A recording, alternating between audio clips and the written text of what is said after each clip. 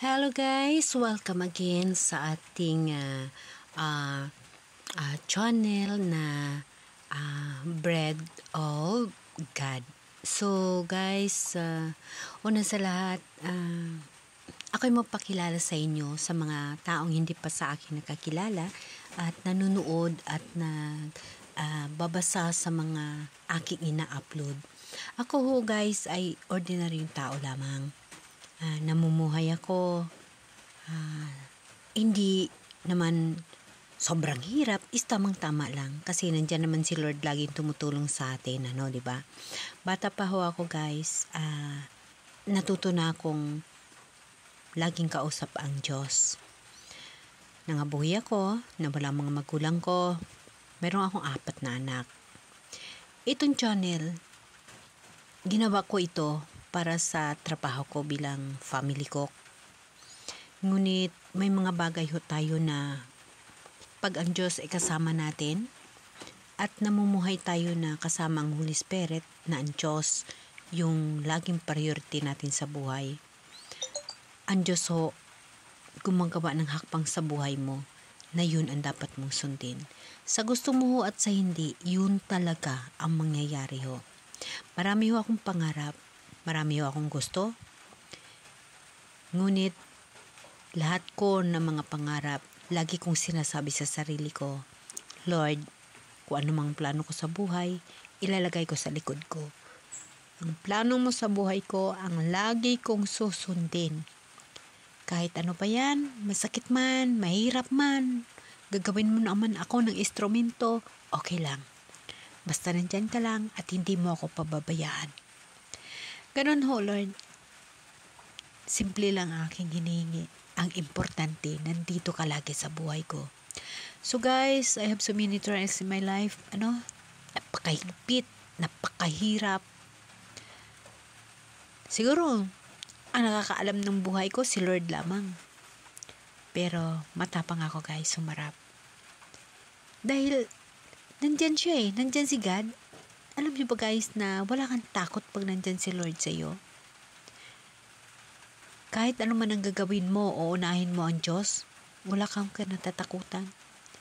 Wala kang kinaalanganin sa sarili mo kasi nandyan ang Diyos Nandyan si Lord, siya yung laging priority mo sa buhay, hindi yung kung ano-anong bagay. So, itong channel ko guys, para ito sa trabaho ko as I said. Ngunit, dahil nga sinunod ko ang Diyos, siya lagi ang sinusunod ko. Hindi ko lahat plano. Hindi ko plano ang mga bagay na mga kagaya ganito na pag-aralan ko ang Bible. Ngunit, nung bata pa ako, hanggang sa nag-high school, mayroon akong pangarap.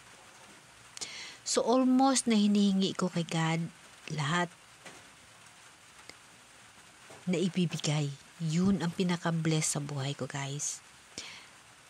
Kahit sasabihin ng ibang taong tumitingin sa iyo, ang hirap naman ng naranasan niya, ang hirap naman ng sitwasyon niya. But definitely guys, para sa iyo na kasama mo ang Diyos, wala akong hirap. Hindi ho mahirap guys ang buhay. So, as I said, wala akong hiningi kay Lord na hindi niya ibinibigay. Lahat na pinapangarap ko na ibigay niya. Lahat ng mga plan ko, nangyayari ho. No? Napaka-imposible ng mga pangyayari pero natutupad. Beside na mayroong mga pangyayari sa buhay ko na ang hirap. Ngunit yun lahat ay nalalagpasan ko rin dahil na nandyan yung mahal na Diyos. Nandyan ho siya guys na gumagabay sa atin.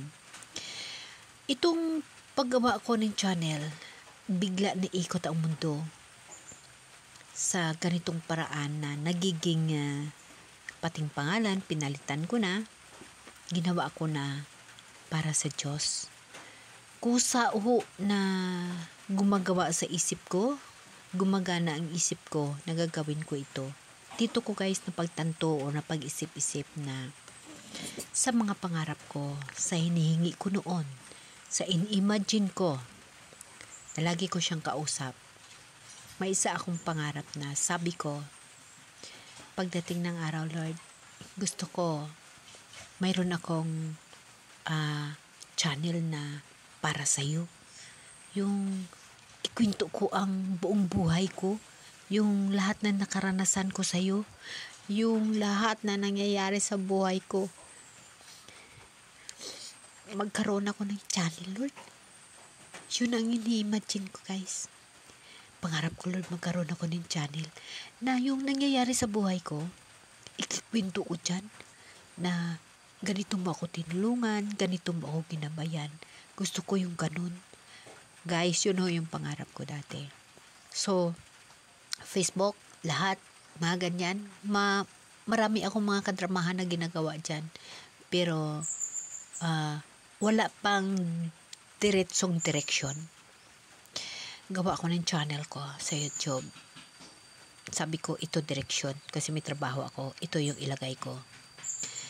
Ngunit, may mga bagay guys na pinangarap ko noon.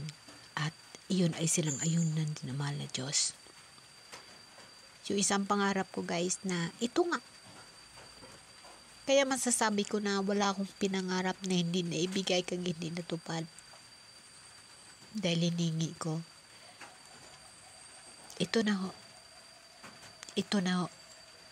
Yung pangarap ko, sabi ko, darating ang araw, Lord, ng buhay ko. Kasama ka. Ikikwento ko. So, ito na. Ito na ho ang nangyayari.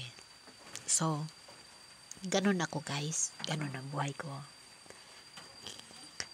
Sa utos ng Espiritu Santo, sa pagtitiwala sa mahal na Diyos,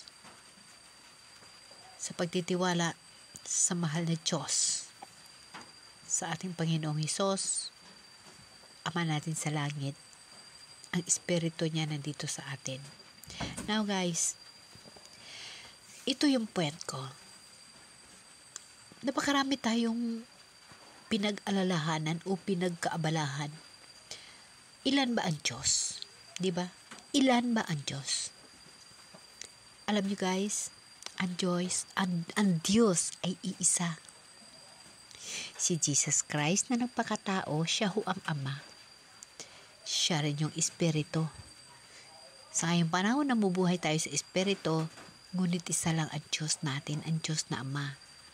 Ang God, ang Diyos ng sanlibutan na gumawa ng langit at lupa, ang Diyos na Ama. Gumawa siya ng tao, si Adan at si Eva, ngunit ito'y nagkasala. Nag-anak si Adan at si Eva, kay Cain, kay Abel, kay Seth. Nagkasala kasi pinatay ni Cain si Abel. So, para masunod ng ating Panginoong Hesus ni Heavenly Father ang kanyang pangarap na magkaroon ng buhay na walang hanggan ang tao, dumami ang tao. Simula nung ginawa niya ang tao, marami rin mga kasalanan. Ang dami mga kasalanan nangyayari kasi nandyan na yun na isama ni Abel kag ni Cain yung mga inggit, yung pagpatayan. Kaya ganun ang buhay ng tao sa mundo. Kaya gumawa si God ng paraan. Ibinaba niya si Jesus Christ na nagpakatao. Hindi siya pwedeng bumaba kasi Diyos siya. Kaya ay binaba niya si Jesus Christ sa pamaraan ni Mama Mary para maging tao at makasama natin. Ngunit hindi nakilala si Jesus Christ na siya ang Mesiyas, na siya ang Diyos. Kasi kung nakilala siya noong panahon na siya ang hari ng buong sanlibutan, hindi naganda ang mga tao.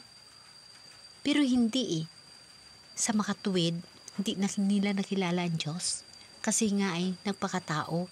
So, nilansang pa sa krus si Jesus Christ. Yun ang katotohanan guys. Kaya sa ngayon, sa 3 araw na siya ay nabanhaw, ito, ang Espiritu Santo niya nandito sa atin. Kaya guys, ang Diyos nga Ama, Diyos nga Anak, Diyos nga Espiritu Santo ay iisa. Iisa ang hahatol sa atin, ang Diyos na Ama. Okay guys? Amen? Amen.